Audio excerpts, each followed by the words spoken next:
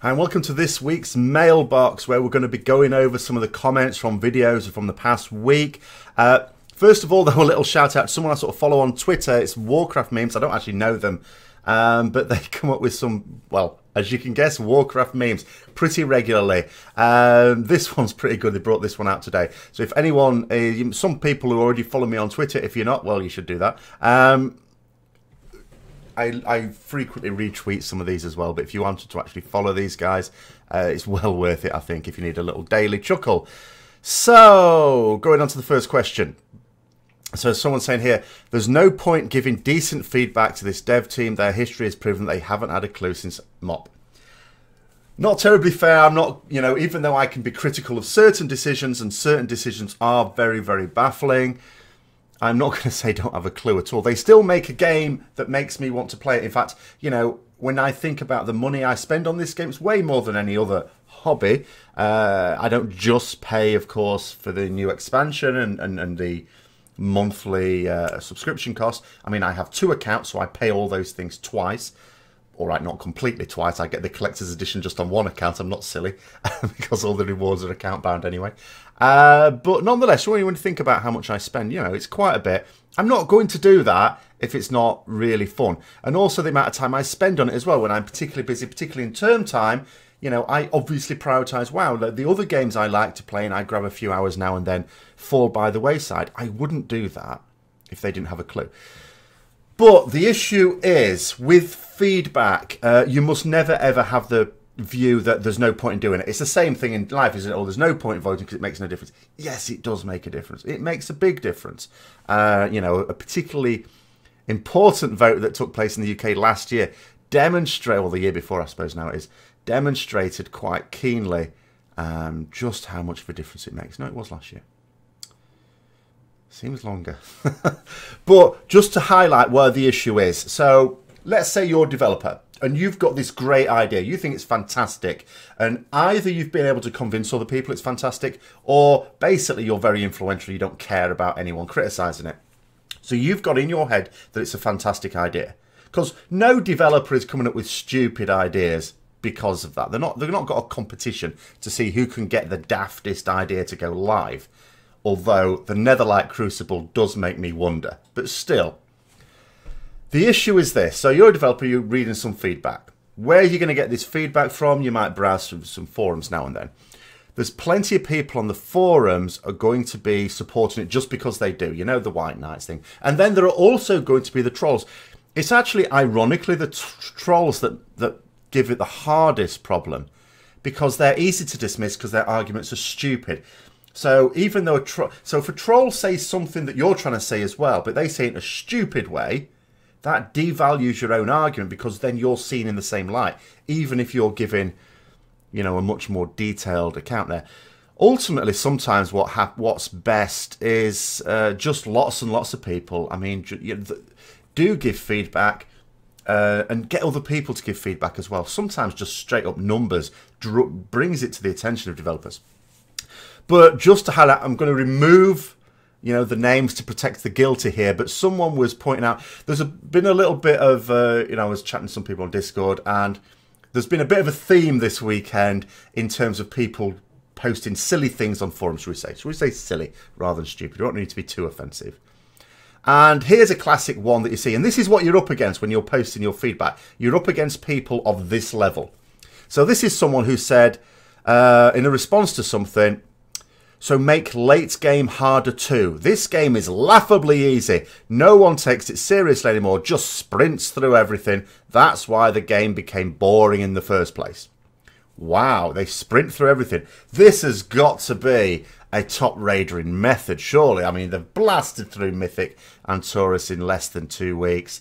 Absolutely, I'm agreeing with that. They find it easy, do they? I only envy them that they can find it that easy. Is this a top raider in Method? No, of course it's not. No. Someone actually went to the trouble of clicking on their name on the forum piece and looking at their armory. And what you can see here is they have never done any raid in Legion beyond LFR. And they haven't even done LFR, a single boss in LFR in Antorus. But that's the sort of level people... Now, whether this person is just deliberately trolling or whether they actually mean what they say because they think LFR is the content, it doesn't matter. You're up against people of this quality. And that's why you need the greater numbers. You know, ultimately, forum arguments are won. I'm sorry to say, they're not won with well thought out posts. That's not to say don't do those, but they're not won with those. They're won with numbers. Straight up numbers. Forum arguments are ultimately a democracy, which is a good thing and a bad thing all at once. That's my view anyway. Right, next one. So, someone's saying, so, wait a second, you are coming across as kind of elitist here, honestly, while discussing class auras. Yes, you will need one of each class, however, what difference does it make? Even for your guild, you guys aren't in world first races. My guild currently raids with a 20-man group mythic, and of those 20 people, 3, not including healers, are range. We are not doing wonderful, but we are still progressing. Anyone complain about this just needs to buck up and get good. Now, here's the thing. You're saying we're not doing wonderful. So what you're doing is you're basically tacitly agreeing with the fact that there is a feature coming into the game that will hold guilds back. Not to do with whether they're playing well or not, just something in the game that means that that particular guild with that particular roster is going to do worse. I don't understand why people don't think that's not right. Sorry, I'm stuttering because I can't actually get my head around it. And saying anyone complain about this just needs to buck up and get good. Well, you said you're not doing wonderfully. Why don't you apply that own statement to yourself? Why don't you guys buck up and get good? In fact, I'm not trying to be, harsh here, by the way. I'm just trying to explain that it doesn't make sense what you're saying. Because take Mythic Coven. Mythic Coven obviously is the extreme example, but it is a good example. Now, you say you have 3 ranged. I'm going to guess that you haven't killed Mythic Coven. I'm also going to go out on a limb. There's hundreds of guilds that have killed Mythic Coven. Hundreds.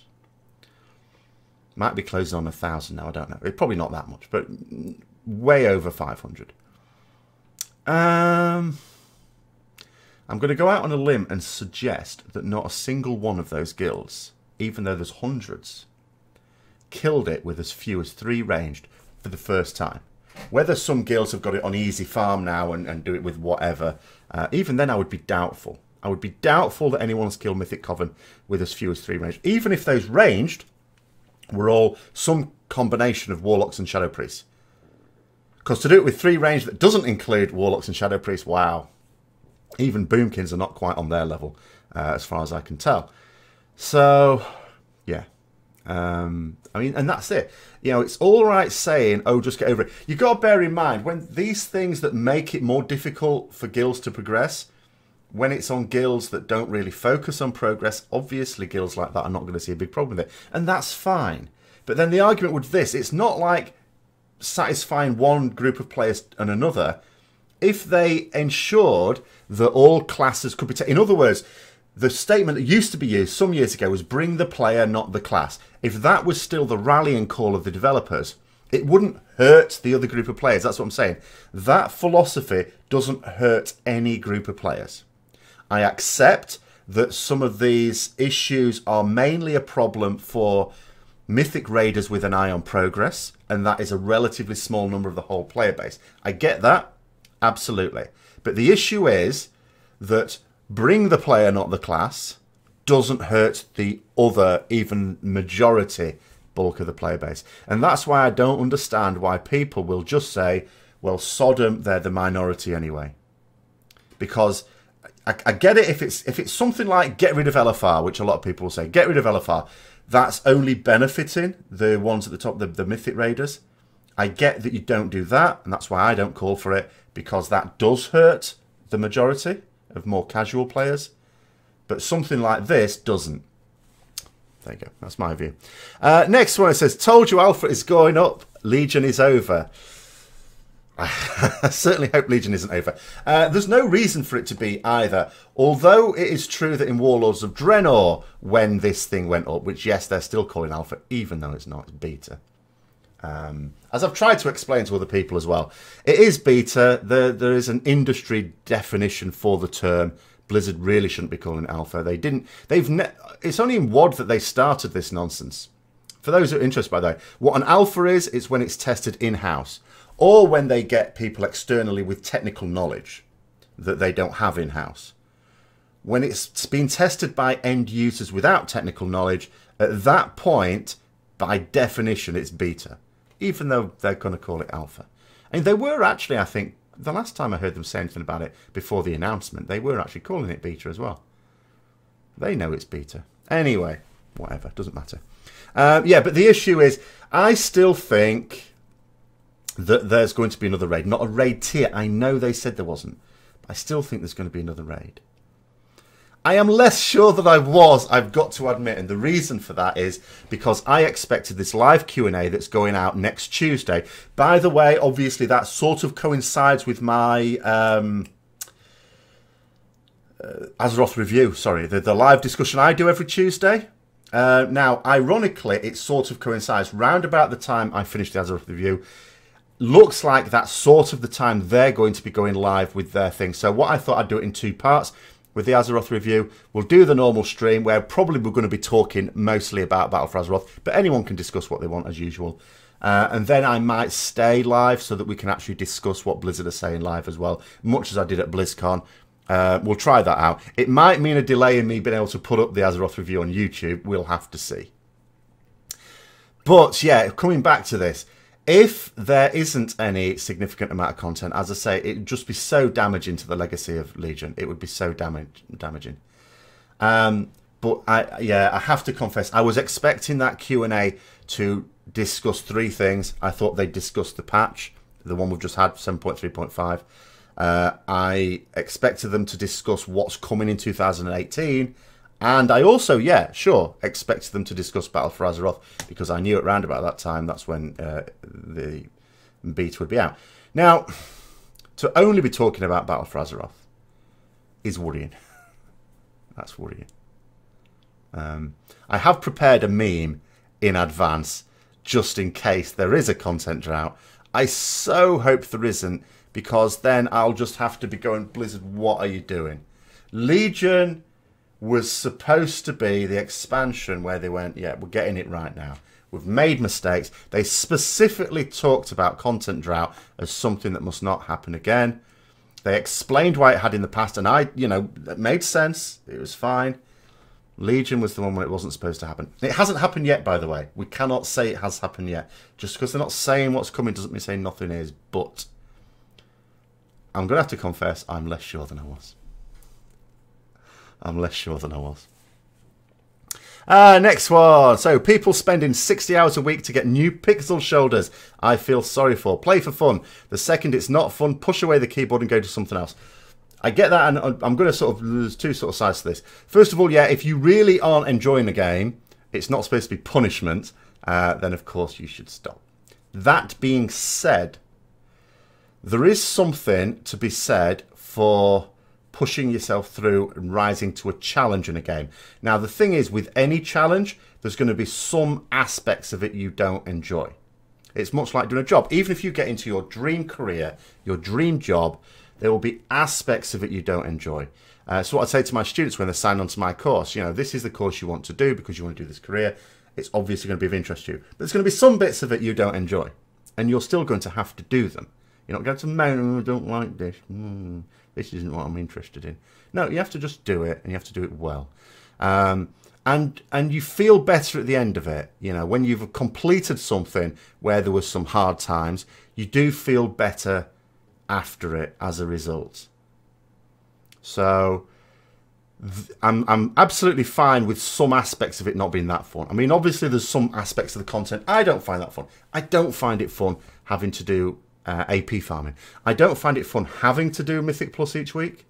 I would like to do them for fun. And I would, it's not that I wouldn't do Mythic Plus at all, but I would just like them to do it.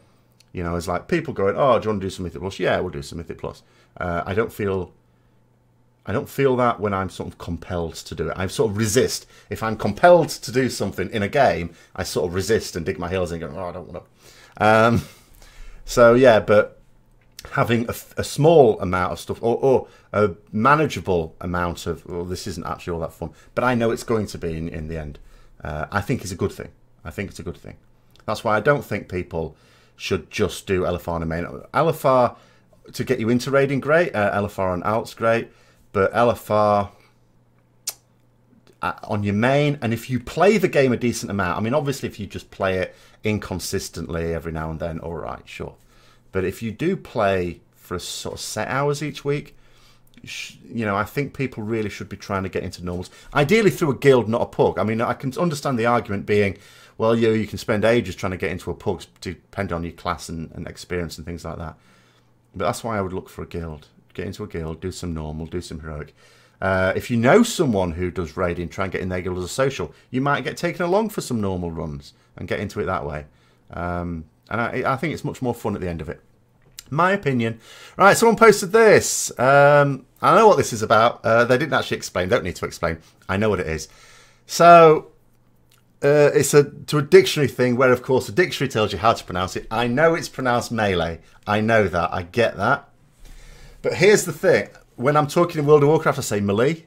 And I know that. And here's when I'm talking about actual melee, as in outside of the game's confines, I do pronounce it melee. I treat them as two separate words. But then, to be fair, they sort of are two separate words. But I'll explain why, first of all. So, first of all, when I was playing the game, and when you talk about this, it's like in raiding context for the different roles. And all I heard was people pronounce it melee. Melee, melee, melee, melee. That's, for years, that's all anyone ever pronounced it. And still today, that's how people pronounce it.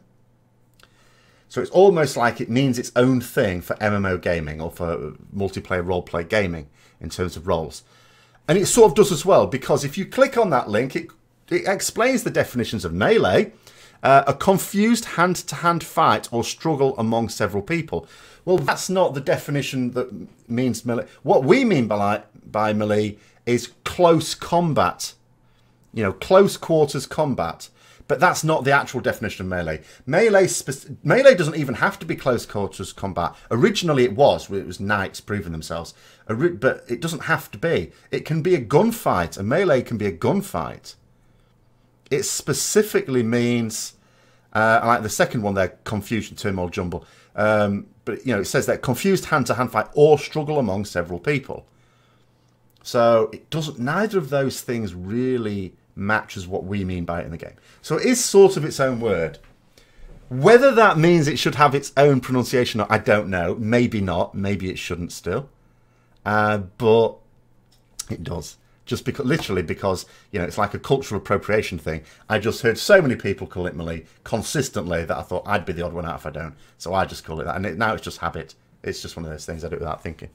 So that explains that one. So, but yeah, that is, you know, one that absolutely is wrong. Now, if anyone tries picking on the alt thing again, no, because that's how I'm pronouncing it. And people will always argue, well, it stands for alternative or alternate. Doesn't matter. Abbreviations of words are not always pronounced by how the same as the longer version. And the one I always use to explain this, 'cause it's really obvious, is a hi-fi. People would say hi-fi. That's how they'll pronounce it. But it stands for high fidelity. But I've never heard anyone call it a hi-fi system. So it doesn't always happen. When you contract a word, it does often have different pronunciations. So don't give me that alt rubbish. I'm pronouncing it alt. Alt, alt, alt, alt, alt. Alt.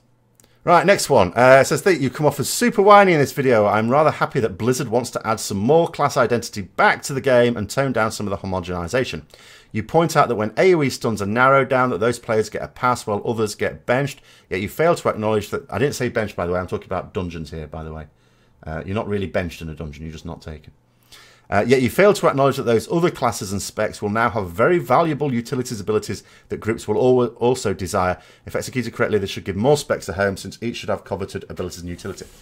The problem with that statement is you're just, and I said this at the time, regurgitating what Blizzard said. It's not true. Even though there might be some greater hope, because they have said they're going to liaise with the encounter design team now, which should help. That should help utility become more valuable than it has been. At the same time, they always should have done that. It's such an obvious thing.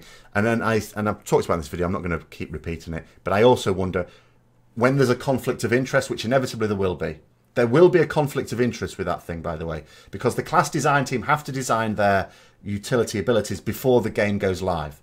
It has to be done and dusted by the time Battle for Azeroth goes live. But the encounter design team can keep modifying things. And I can see them getting into a corner sometimes and think to themselves, well, to design this cool mechanic, we're going to need to do this. And just by pure accident, not deliberate, some classes are just going to be better for a particular tier than others, as we've been used to. Who's going to be the one that says, no, you're going to have to rework those mechanics to stop that happening? You know, there needs to be someone in authority with the responsibility to do it. But what we've seen from the way that Ian Hazzikos has explained where problems have arisen in Legion, and he's been pretty good at being fairly candid at where some of the problems are, then it's been pretty clear that that overview of the process isn't really there. It doesn't really exist. And perhaps it shouldn't be too surprising, because ultimately, if you think about the background that developers come from various backgrounds. I mean, Ian Hazzikos himself is a lawyer, isn't he? Something like that. Works in the legal industry anyway. But ultimately, they're people who get into the game as gamers, not managers, not leaders. So sometimes they get into positions, they get promoted without really having the training, potentially, to know how to manage teams and how to manage a project and stuff like that. They sort of wing it, and they wing it pretty well, it has to be said. And I'm sure that there are people who've been there for a long time who've worked some things out and do a pretty good job. But it does mean that things inevitably fall through the cracks. When someone's promoted because they were really good at their job, they may not be all that good at managing other people doing that same job, if you know what I mean. So, but yeah, in terms of this one, no, I mean, yeah, Blizzard's argument is that if you get rid of the valuable utility, that it forces, because that's the issue, they say it forces people to think about other ways of doing it. No, it doesn't. It encourages people to try and get more of that class that still has it. The other thing I would say is this, is people are behaving as if, with this homogenization, oh, you know, we haven't had any unique utility for ages. Yes, we have always had unique utility. You name any class and I will give you a string of utility abilities that are not shared by another class. And I don't just mean with another name, I mean completely unique. So Paladin, for example, with like Blessing of Protection and Greater Blessing of Wisdom, nobody else has anything like those spells. Other classes have their own unique spells as well. Okay, it's not as long as list as it used to be because of the ability pruning, but it's no less unique because of that. All classes have unique utility. It's just that some of it's more valuable than others. That's always been the problem. Some of it is useful on every single fight. Some of it is useful 2 or 3 times a tier, you know, a raid tier, and that's where the issue is. Anyway, I'm sure I'll be discussing that at length in other videos as well. And related to this is someone going on one that I'm very much in favour of. I'll clean it up a little bit. So they want to make everyone feel like a special snowflake. No thanks. We shouldn't wipe because one person in the pug has the spell we need, but they also have poor quality internet. Or they don't speak the same language as the rest of the group, so they don't understand what they need to do if they've never done the ISIS before. They seem to be trying to cause strife in the groups and how they are built. Well, they're not trying to create strife. That would be a nonsense. It just sometimes has that effect. So I absolutely take that point as well. This is an issue, you know, in a guild, it's bad enough potentially. In a pug, it can be really awkward. It's like, you know in a particular fight you're going to need a particular ability, or it's going to make it a hell of a lot easier, should we say. Like a demonic gateway on Iminar Bridge, things like that. It's just going to make it easier. So you haven't got one in the group, you bring one along. And that's why I say in pugs, people say, how do you get in pugs? Play a desirable class or spec, because you might even get in with lower, requirements effectively. But then the downside is, even if they meet the requirements of the normal guild or something like that, the group, sorry. Yeah, if they can't use that utility well, let's say they're not quite good enough to use that utility well, then the pug, they thought they had this class or spec that has this ability that's absolutely fantastic for this mechanic, but they can't use it right, or they keep forgetting, or something else happens, or as they say there, maybe they keep disconnecting. Then that's screwing over that thing. They should just be able to say, you know, we can deal with this mechanic in any number of ways. Now, there's two ways to do that, of course. You could just have several unique utility ways of dealing with it. I actually think that's probably too complicated to do on a fight-by-fight basis in terms of the design. We shouldn't expect too much of the encounter design team. They already do a fantastic... I mean, out of all the departments at Blizzard that work... The ones I have next to no criticism about, by and large, from year to year, would be one, the art department, and two, the encounter design team. I know the art department really is lots of different teams, but they all do a fantastic job. They're pretty much the only ones I hardly ever criticise, and yet, you know, so to be asking much more of them, I think is unfair. Whereas a much better system is just to acknowledge that, you know what, there's certain types of utility that just naturally lend themselves to raid encounters. They just naturally lend themselves. And every class should have something. I'm not saying all exactly the same carbon copy, but something that's going to ease the, you know, grease the wheels for progress, basically. It's a bit like the nature of melee and ranged. You know, the nature of raid encounters is that you generally don't want lots of melee. You generally suffer from having an overbalance of melee. At best, a balance of melee and ranged is sort of okay. There are encounters, of course, where an overbalance of melee is useful, but it's very rare. It's like once or twice an expansion. Whereas, you know, and that's just down to the nature of the encounters. Because melee, sorry, I'm doing it again, melee has to be a dangerous place to be. Ultimately, it has to be a dangerous place to be to prevent everyone just stacking in one place and then the healers having an easy time keeping everyone alive. You need to encourage people to have to spread out. That obviously creates a problem when you've got a lot of melee. And the other problem is that in melee, you don't always get a good overview of the room. So if ads are coming in, it's very difficult for me to see that. I mean, the reason why I used to raid lead many years ago, Progress, the reason I sort of pulled out of that was because I found it very difficult to do as melee, as opposed to when I was healing, when I found it much easier to do. As a healer, I was naturally keeping my eye on the raid anyway. And that lent itself very well to raid leading. Melee, couldn't see anything. I could see the arse of a boss. It's about here. You can swing your camera around a bit and things like that, but you can't keep doing that all through the fight. So, yeah, it's... you know, sometimes they'll say things very aspirationally, and it just never works. Just experience tells us that they're not going to be able to do it. Because they couldn't do it last time. I mean, bear in mind the things they're saying for Battle for Azeroth, they said for Legion. Well, if it didn't work in Legion, the only new thing they're doing is this liaison between the encounter design team and the class design team, which always should have been there. But as I say, there's going to be these conflicts of interest. I'm not sure that I really trust them to be able to manage that. But, you know, give them time, give them time. Next one, it says they need to do what Final Fantasy XIV does. If your class provides any utility, then your DPS will suffer simply because you are bringing utility. If your class does just pure DPS and no utility, then your DPS will be higher. This way you know what you're getting into when you pick your class. The downside to that is, what if you don't have utility on a particular fight or encounter or mode of playing? Because you've got to remember, when you pick your class, you've got to, that class has got to be suitable for solo stuff, because you're going to be leveling, doing world quests, all that sort of business.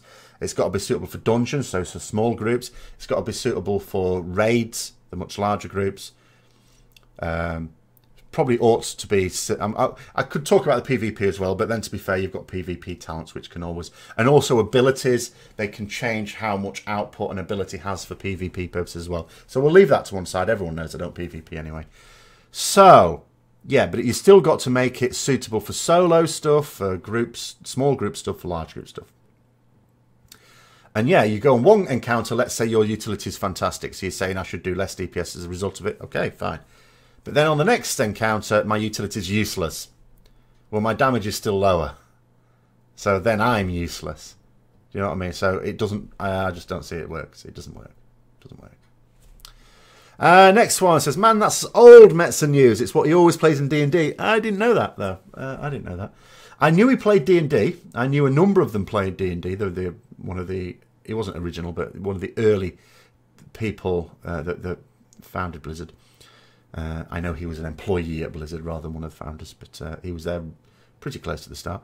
I had no idea. And even if I knew he played a paladin in D&D, it wouldn't automatically follow that he still sees himself as, first of all, a human retribution paladin, but because second of all, he couldn't have been an orc shaman in Dungeons and Dragons anyway. So, you know, it could be argued, because that's how we all saw him. I know he only voiced Thra, but people still, you know, just couldn't help associating him with that. And he did nothing, as far as I could tell, in his official capacity as a Blizzard guy to remove that view. But yeah, okay, so if some people knew that. I had no idea that he identified as a Retribution Paladin. Because that's what it is. It's a Retribution Paladin specifically. And he actually said a human Retribution Paladin. Now, I know there's no such thing as an Orc Retribution Paladin. In theory, he could have been an Orc Paladin in Dungeons and Dragons. But he wasn't. Anyway, last one. So, this is about DPS races in original Nax. It says, I'd say Patchwork was more of a DPS rate than Lotheb. This one requires the best DPS possible in conjugation with good healing tactics and rotation. Patchwork was really an all-out button mashing. So was Lotheb, really. Yes, there were more tactics. I mean, the tactics was basically, can you count to 5 in an even manner for Lotheb? It wasn't... Okay, you had to sort of get the spiky balls, I forgot what they're called, spores as well.